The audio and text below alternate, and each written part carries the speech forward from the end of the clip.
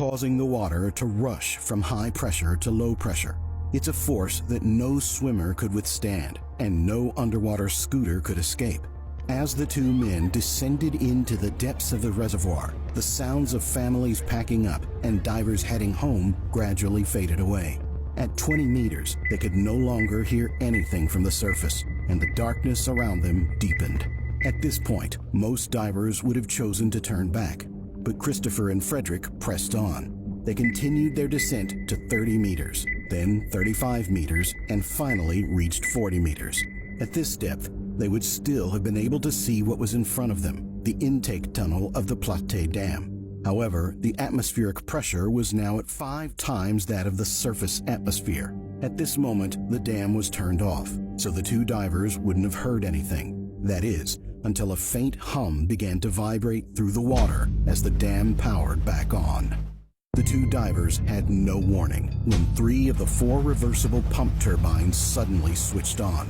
With a combined flow rate of 106 cubic meters per second, an incredible force yanked the two men instantly toward the dam. There was no time to react or resist the relentless current as they were hurled through the 4.5-meter-wide tunnel leading to the massive spinning blades of the turbines. Within seconds, they were pulled from a depth of 50 meters from the entrance down to 70 meters, helpless against the overwhelming force. After being unable to reach his father, Frederick's son arrived at the Platte Reservoir. On Friday morning, he found one of their cars still parked near the dam and realized something was terribly wrong. He immediately called the authorities, explaining the situation.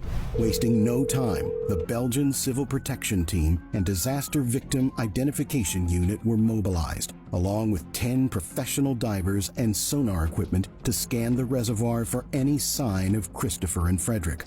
During the first search and rescue attempt, the search team located the divers' equipment in a damaged state, including their closed-circuit rebreathing systems, underwater scooters, and diving vests.